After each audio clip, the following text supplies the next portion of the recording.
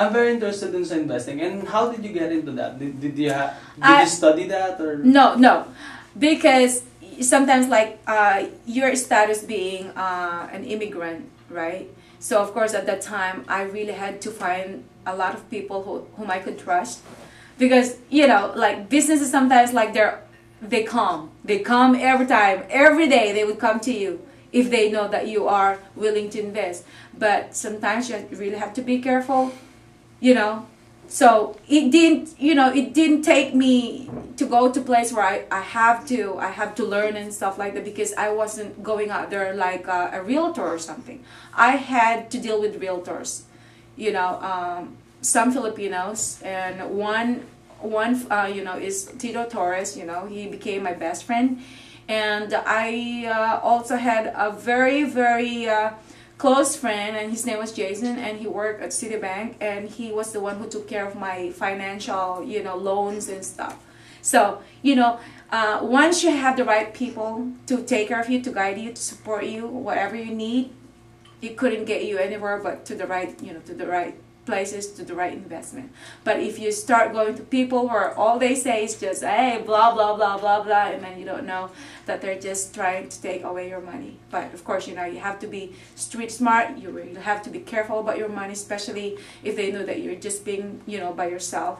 So, you know, for me, I've dealt with a lot of people before who have already, you know, wasted my time.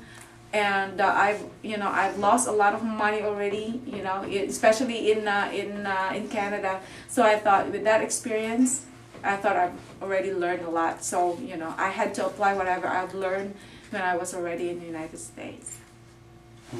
Wait lang ba? Okay. 25 pa.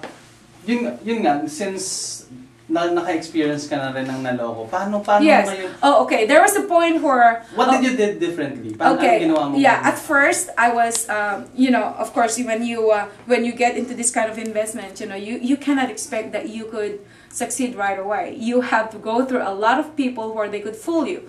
The first thing when I got to Las Vegas, I found this person, actually it was an advertisement saying that you don't have to show your credit reports, because at the time, you know, I was just building a credit report, because once you're just new to a country, and of course you haven't had any type of loans yet, right? So the lesser loans you got, the lesser that you have the chance to get more loans. So what I did, I just had to make sure that, okay, this is the one that they're not actually requiring any credit report. So I thought I could just put a lot of money right there. And then later on, I've never seen him again. I've just trusted this guy right away. He gave me a place, and he told me that this is my number and this is the address. But he said that, okay, it's much better that I'll just go and meet you to that place where I could show you the property.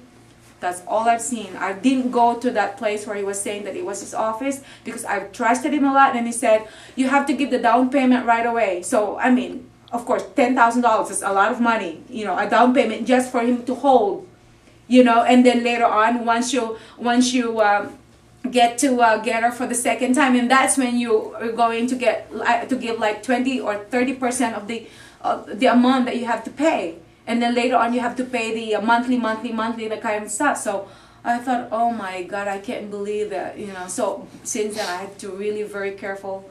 You know, I had to make sure that the people I was dealing with was really people that are really, you know, are really legit, you know, because sometimes you just don't know. So, I mean, I had to really talk to a lot of people before I could even get to this person. But since that there are also Filipinos, and a lot of Filipinos know them, so I got involved with them, and they were nice, and they were really the right people that I had to deal with.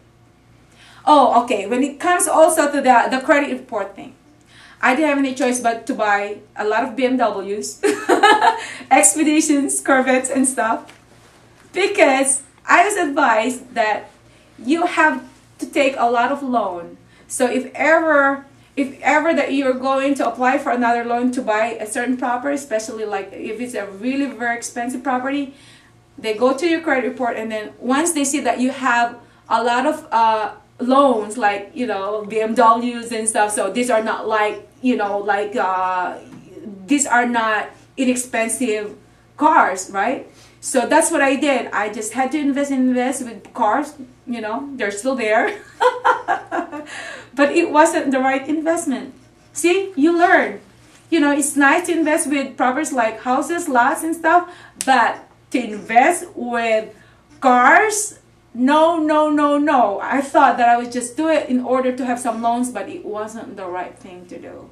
So that's what I learned also. So right now, if ever I would need something, I'm just going to buy it, just one, which I did. I just got my Expedition. I bought it in cash, just one, and I never bought anything else after that. If I'm going to invest my money again, I'd better just invest in another property, like probably another building in Tugiga where, you know, where I was born. So what's your plan with the cars? Well, they're still there. Actually, I thought, you know, if ever I could have somebody to sell them for me, which is in the process right now. I am actually, so I could actually get the money that because once the cars, they're just gonna be there, staying there, and then of course instead of appreciating, instead of the price would be appreciating, they're just gonna be depreciating. So I'm losing the money, right? So instead of losing everything, I'd better just sell them right now if ever somebody's gonna, you know, but because of the economy right now, because of the global crisis, actually nobody would even buy cars, expensive cars anymore. Nobody could afford luxury cars anymore, so it's not even a good investment really.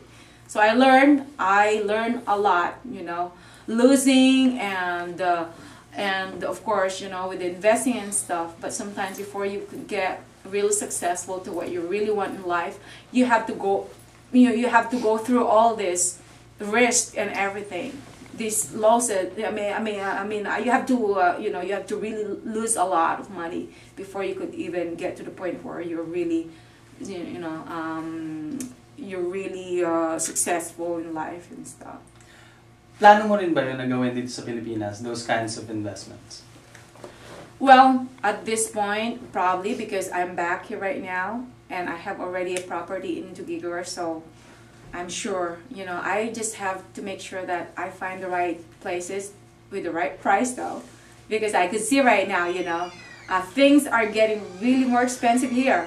Unlike there, you know, you could just grab a lot of properties right there at a certain time and then later on they go back again, you know, they could go up again, but here I have no idea.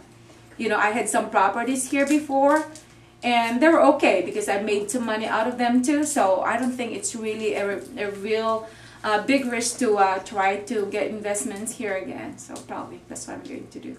But I have to make more money first though. Back to your singing career, what's the difference, right. What's the big difference between the past Mystica dito sa bagong Mystica? Like in terms of songs? Oh, in terms of songs, well, there, you know, people are used to knowing me as being the naughty Mystica, being the, oh, just happy-go-lucky, doesn't matter, you know, it's like, you know, all I wanted was just to be, you know, to go out there and have fun and give a great entertainment for everybody.